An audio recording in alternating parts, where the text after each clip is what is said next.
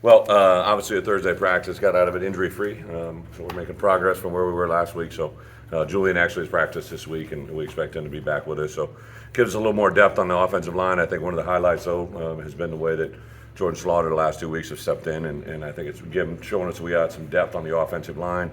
Really, everybody else, Josh McCray won't play in this game, but everybody else that played a week ago should be back with us.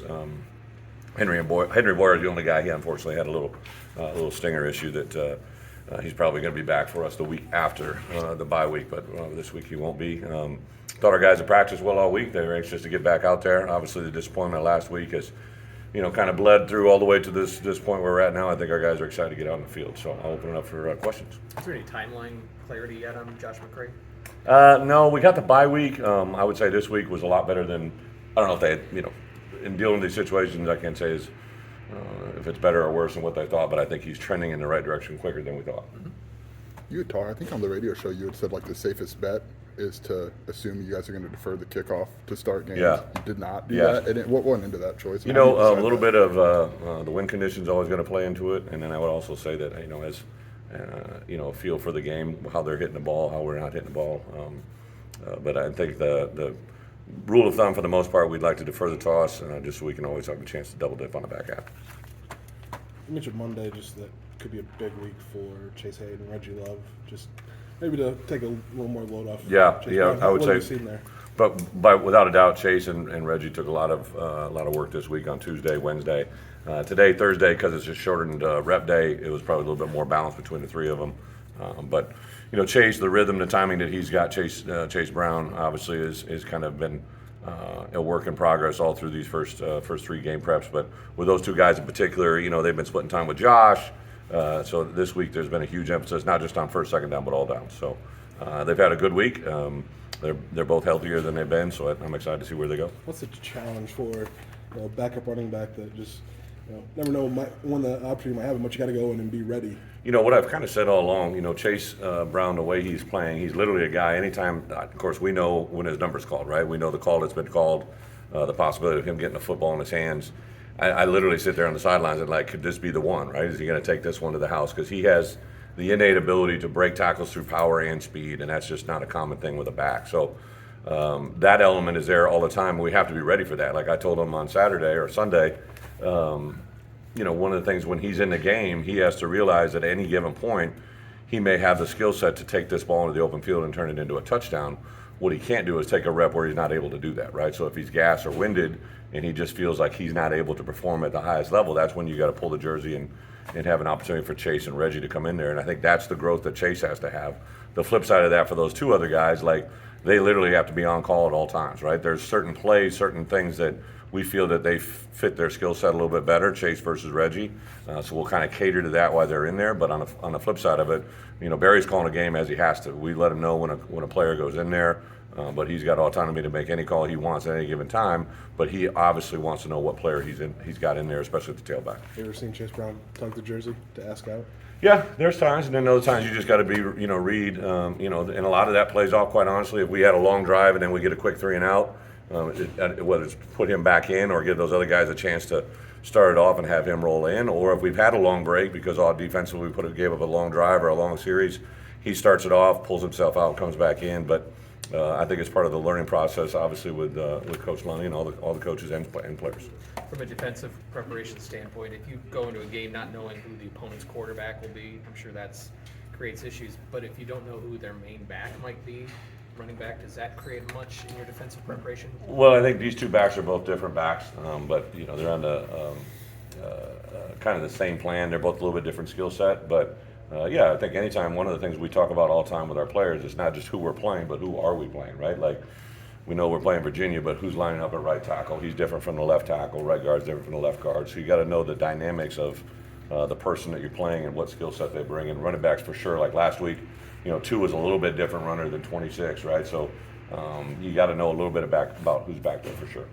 You had talked maybe a couple times this week about this chip that you guys carry. Is that something new? I just don't remember hearing that much about it a year ago. Is that something new? No, I think for sure, after being here a year and realizing, it's part of the whole process here at Illinois. For 20 years, there hasn't been a lot of, continued success. There's been flashes, there's been bowl games, there's been a couple things here and there. But for us to get to where we want to be, people treat you how they view you, right? And until we start winning on a more consistent basis, I think you have to beat the 11 guys on the field, the guys on the sidelines. Sometimes you got to beat the other people that are on the field with you. You got to beat the odds and get the breaks that maybe don't come your way all the time. And I think that's why our guys kind of adopted the idea that, until we turn this thing, and then to be quite honest, when it turns to the other way, right? Like if you get to a point where you're winning a lot of games and people expect you to have success, then everybody does team up against you as well. So it's a tale of two cities for two different reasons, but it's one I think our guys buy into. How's Donovan? I know Donovan started practice this week. Okay. Yep. So he, I don't know if he practiced Tuesday, but he practiced Wednesday, practiced today, and then the idea is next week during our bye week we're going to have Devo practices on Tuesday, Wednesday, and Friday, and he should be full go on those. how's I guess Aidan Lawford. Yeah, Aidan's practiced. Last week we didn't get him until midway through Wednesday's practice. He had to get through some things, so he's been involved. But he probably would be the fourth back end, to be quite honest, going into this week. I think the idea for me, a lot of some of these freshmen was to get through. We had a group of freshmen that we want to play through these first three games. Then during the bye week, take an inventory. Do we want to progress? Do we want to reset? Because once they played in 3 games, you only have 1 game remaining with them the way the rule currently stands. There has been some conversations about true freshmen having 4 games during the regular season and getting elected to a 5th game, 6th game if there's postseason. So some of these playoff teams, they burned their 4 games, and then they had them for 2 or 3 more additional games, and they didn't have the same numbers. So the NCAA, I think, is being smart about doing that. But right now we're under the idea that we got 4 with all of our rosters, so we get 3. We'll take an inventory next week. So a guy like Aidan Lawford, who hasn't played at this point, if he doesn't play this week, then we got 4 games going into a 9-game season before we talk about postseason and all those other things. So Aidan is not alone from a lot of those other freshmen as well. 3rd week in a row facing an opponent with unknowns because of coaching staff changes or whatever. Anything you've learned from that in the first 2 weeks, or is this distinctive from the other 2? I would say they're all been a little bit different. Obviously, Wyoming actually had almost the entire same staff, right? So they really didn't. They presented a challenge in personnel, but they didn't present a challenge in what we thought they were going to do: offense, defense, special teams. Indiana was completely different because of the new coordinators, and you hadn't seen them.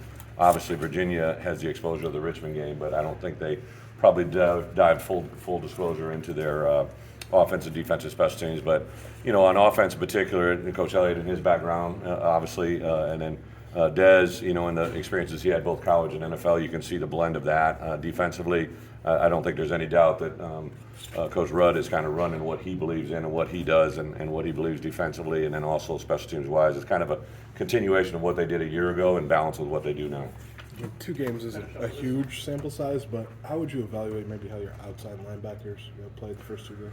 Yeah, I think every group, right, after 2 games, you kind of, first game you get a feel for it, second game a little bit more reality. I think, in particular Seth and Zeke, both have really had some good off-season work.